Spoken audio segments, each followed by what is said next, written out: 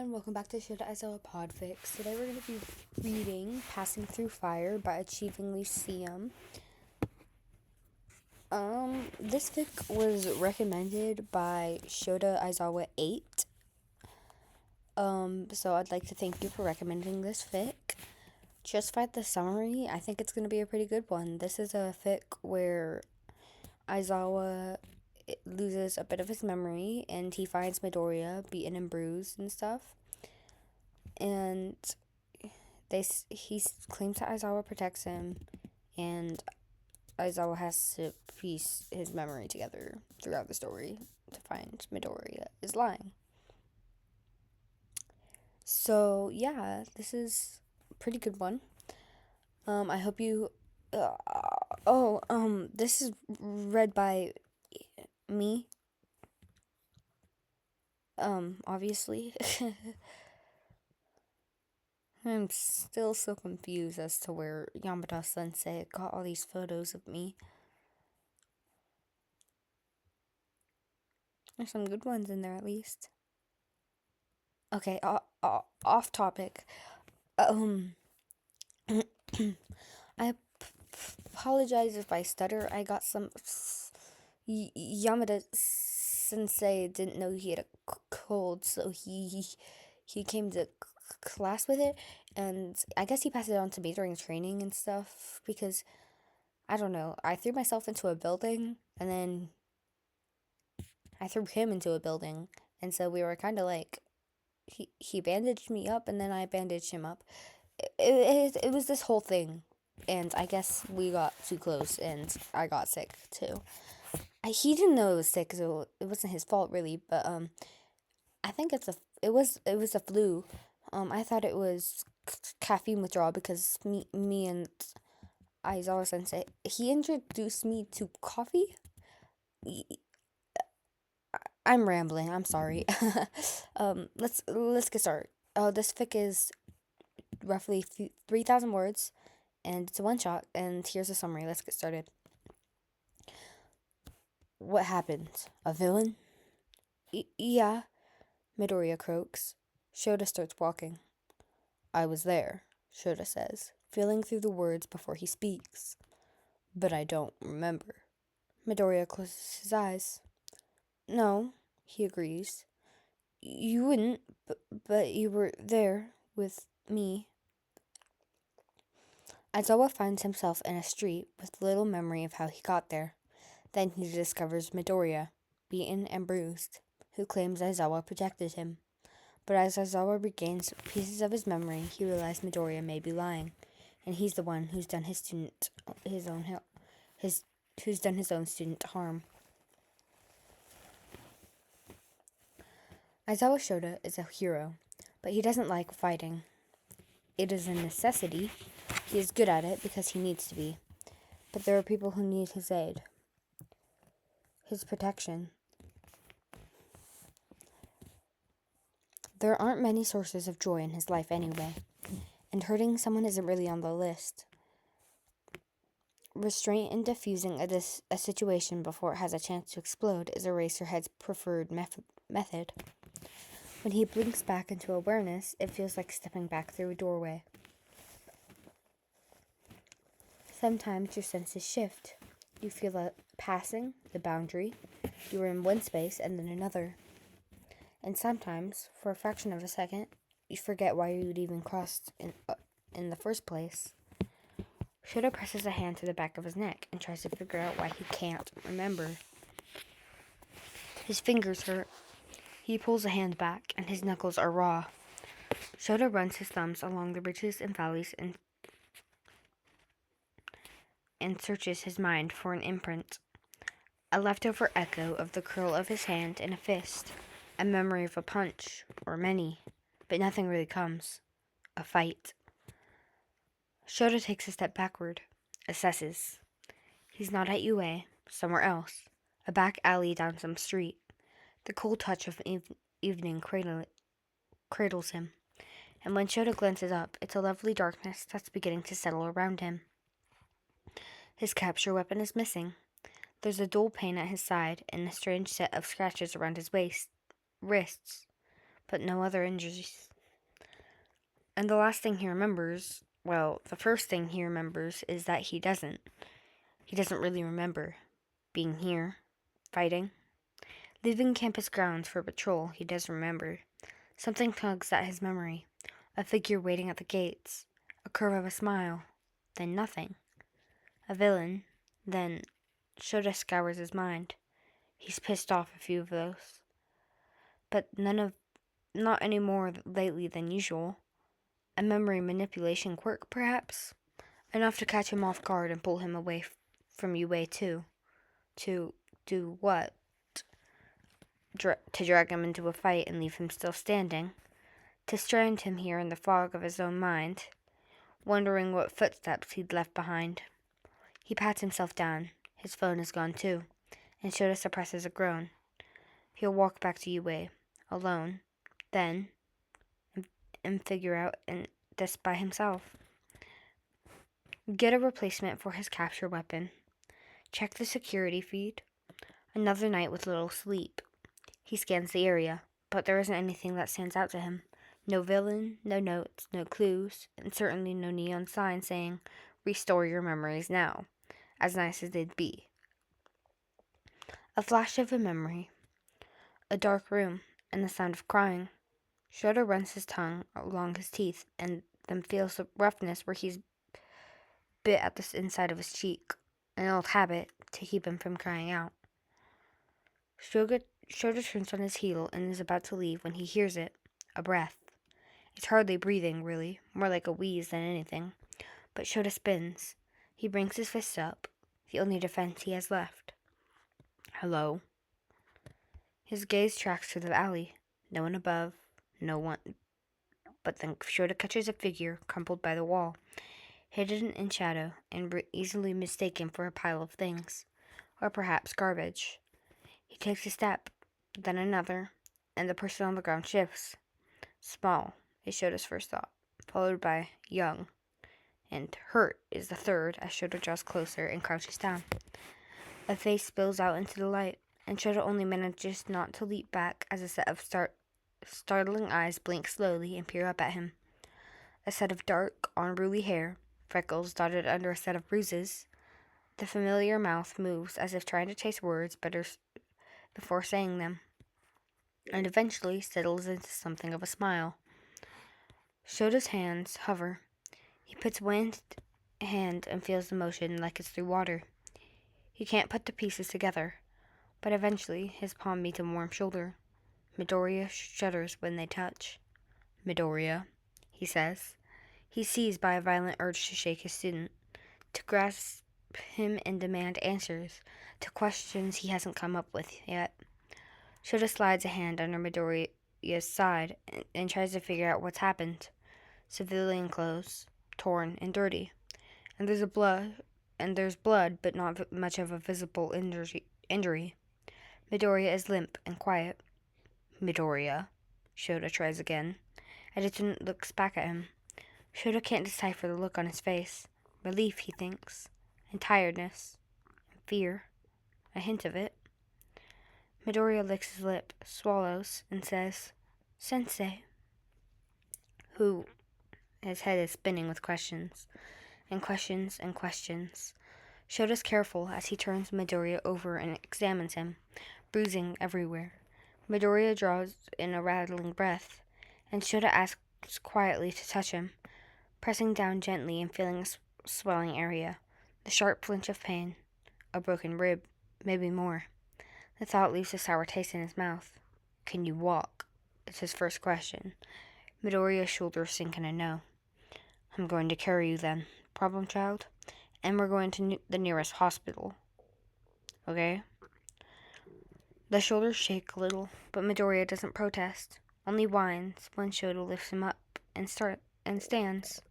"Stay awake," Shota orders, and Midoriya nods. There's a bit of blood around his mouth. "What happened? A villain?" Yeah," Midoriya croaks. Shota starts walking. "I was there," Shota says, feeling through the words before he speaks. "But I don't remember." Midoriya closes his eyes. No, he agrees. You wouldn't, but you were there with me. They step into the stop circle of a streetlight, and Midoriya and Shota has to stop because cold yellow lights sink into Midoriya's face, slips across it and down as it catches in a set of tears. Shota shifts his arms, and Midoriya's head moves to expose a darkening ring of mottled bruises around his neck. Midoriya tugs on his Shota's shirt, and their eyes snap together. Who hurt you? Midoriya shakes his head. Don't remember, he whispers, and Shota's chest goes so tight he almost believes there's something in his lungs. You don't remember? Shota asks. If his thoughts about a memory quirk are correct, then maybe whoever has tampered with Shota's memory has done the same to Midoriya. No trace, nothing left behind. Everything erased. No, Midoriya says, and he really starts crying. Don't remember, Sensei. Shota doesn't understand what that means. Don't remember. There's already something trickling through his mind, spurned by the feeling of carrying his student, by the aching of his knuckles and the dullness in his feet. That means he's been running. Don't remember. But it's there. He doesn't remember. But his body does. His body remembers the fighting. You want me to forget? Shota asks, and starts walking again. The streets begin to rearrange themselves to make sense. They're close to Mrs. Tofu, close to home. Why do you want me to forget? Midoriya breathes. He gasps a little in pain. You were protecting me, he bursts out, and his voice echoes a little in the street. You were just trying to... You were keeping me safe. You didn't do anything wrong. You protected me. It's so fierce, so drawn with conviction that Shota has to believe him. Yet there's a desperation to it. The edge of his words are pleading and weeping blood. Okay, Midoriya, Shota murmurs. I want to protect you. He recognizes the want in Midoriya's eyes. Shota has to accept this as truth, and there isn't any reason to believe otherwise. In any situation, it's the students first and Shota second. And it's still students first, Shota second. They make it to the hospital. Shota is loath to leave Midoriya's side, but he's not allowed to go with him. There's a sort of terror in Midoriya's eyes and a sort of relief that he tries to hide. So Shota promises his student he will visit when he can, and he'll call Midoriya Inko and All Might and everyone else. Shota's forced to be examined himself. He fights that, but it's a losing battle. No major injuries, no damage sustained, but he does ask about his memory. A quirk-induced effect behind, perhaps, the doctor says. A possibility we cannot rule out. No sign of being cracked over the head hard enough to forget the last 2 days. Memory. It's hard to tell. Anything with the mind is difficult to pin down. But you might not also want to remember. Shota's mouth thins into a line. It's not the answer he's looking for.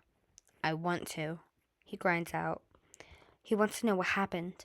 He wants to know who did this, who put him here, who put Midoriya here. The last time he remembers seeing Midoriya clearly is in the common room, laughing. I want to remember. Don't push yourself, he's warned, as Shota tries not to roll his eyes. If we're done, I have phone calls to make, and I want to see my student. They don't let him. Not for another hour, as they make sure his brain isn't about to implode any more than it usually does, which is quite a bit. He tells them because he's in charge of 20 students who sometimes deliberately try to make his life difficult. But Midoriya, from some other room, confirms that there's a quirk involved. And that sends Shota in a round of tests that result in nothing but frustration. Finally, he's allowed to go with some careful instructions. Shota doesn't remember those either. but that's a choice. He calls Nezu first. Everything is accounted for.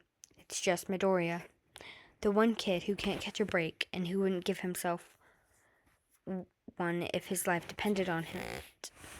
He calls Midoriya's mother second and listens to her thanks through tears, and then another call to Detective Sukuchi. When he's done, he sits in the hospital hallway, staring at the hands and turning them around. Clean and bandaged. Under the bandages, his skin shifts and prickles. Something comes back to him, like film that's developed with the smudge. He's holding Midoriya, body curved around his student as a shield. He can't remember what he says. Even though Shota wants to see him, to see Midoriya, there's an undercurrent of memory that makes him pause. He flips his hand over, then curls his fingers into fists and stands, and swings his arms in a forward motion. His fist catches against soft skin, and Shota is relentless as he hits and hits. His opponent doesn't fight back. Shota can almost see the villain. He can almost see the shape of their mouth as a word is spilling out of it. And Shota cannot hear the memory, but he makes his mouth move in the same way.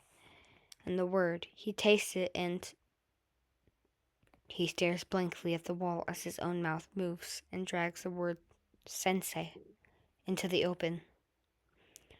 There is bruising on Midoriya's arms and his battered body. Worse injuries hiding underneath. A ring around his neck. Shota is seized by a thought and shoves his sleeves up, bile rising in his throat as he stumbles back and hits the wall. There are scratches on his wrists, like from fingernails, and he doesn't have the memory, but he doesn't need it to imagine his own hands fitting around Midoriya's neck.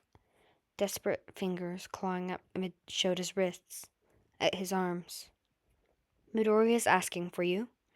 Shota glances up at the nurse who stopped, watching him. He asked me to tell you he'd really like to see you. I can't. A part of him is responding, but the rest of him can't. The kid needs comfort, the nurse nods. He needs you.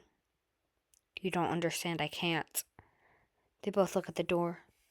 Shota takes a step, and it hurts. But it can't hurt as much as someone you trust hurting you. He takes another step. He wants to run. He wants someone to blame.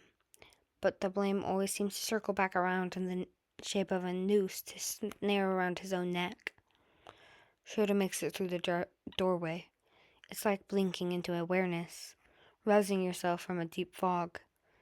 Sometimes your senses shift. You feel the passing. You are in one state, and then another. For Shota, this is fear giving way to truth. The moment he steps into Midoriya's room, and they see each other, Shota knows. It wasn't your fault, Midoriya says. Those things come easy to him. Shota noticed. White lies. Things that are meant to be real, but fall just shy of it. But it's usually when Midoriya says it's fine, and almost means it, or I'm not hurt, it wasn't your fault, is false, and they both know it. And at root shows the ground. You don't get to say that. Shota pauses, then says, I hurt you. No. I hurt you, Shota says again, surging a step forward, and he sees Midoriya flinch, and they both startle into silence at the small movement. That's a confirmation. No, Midoriya finally says. He struggles, then sits up. Clean intended to. He looks even worse. Or maybe it's just knowing that Shota had done that. You were trying to protect me. You didn't want me to remember. He doesn't mean for it to come out like an accusation. It wasn't. Tears spring in Midoriya's eyes. That wasn't you. It wasn't your fault.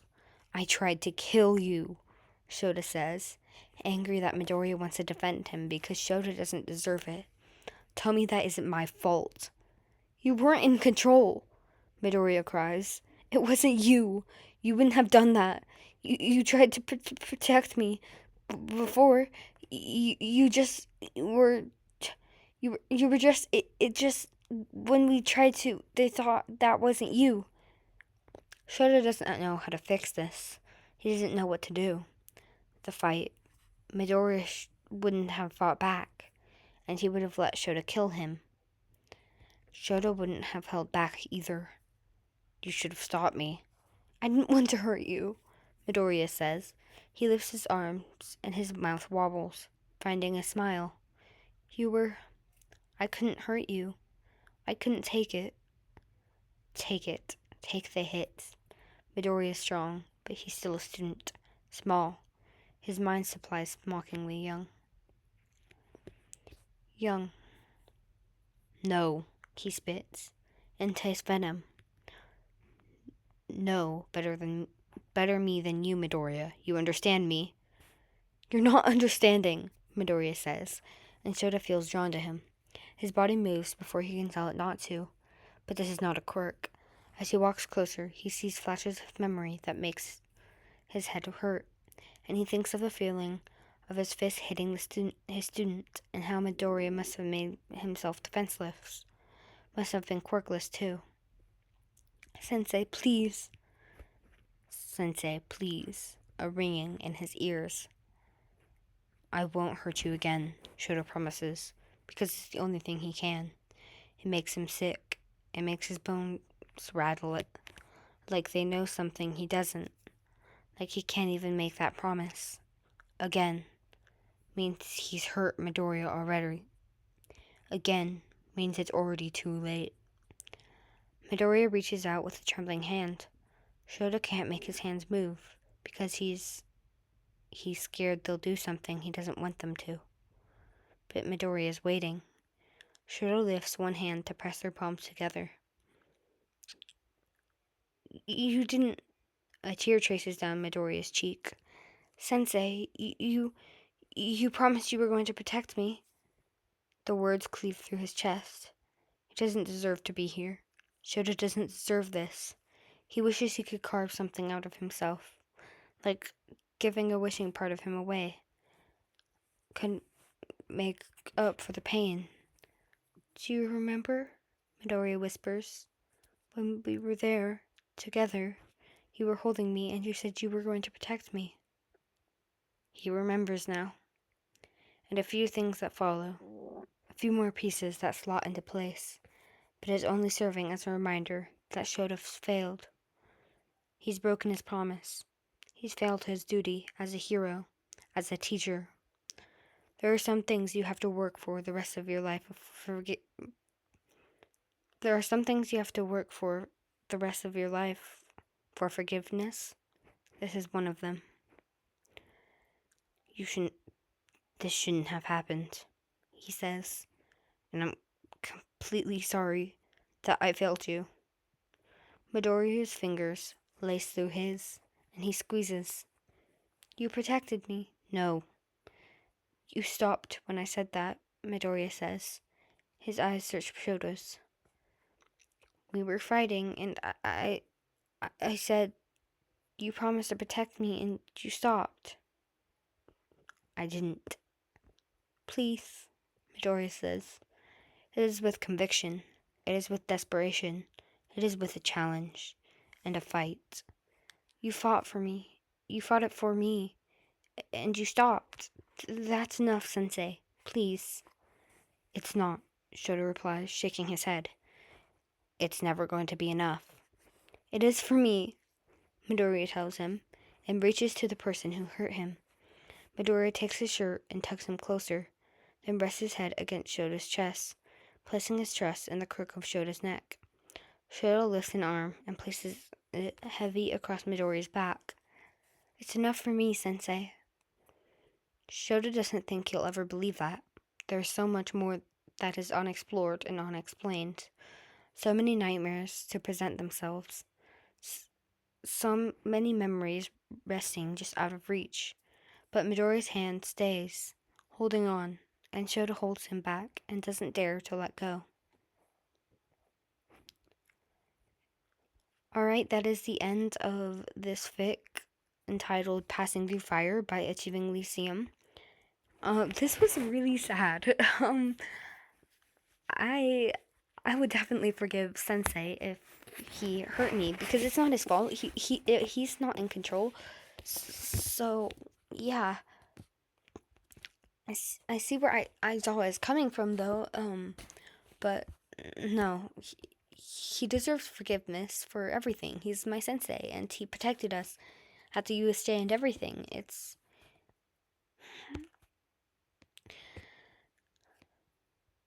That's the end of Passing Through Fire. Please let me know your thoughts and reactions below. And I hope you all have a fantastic day.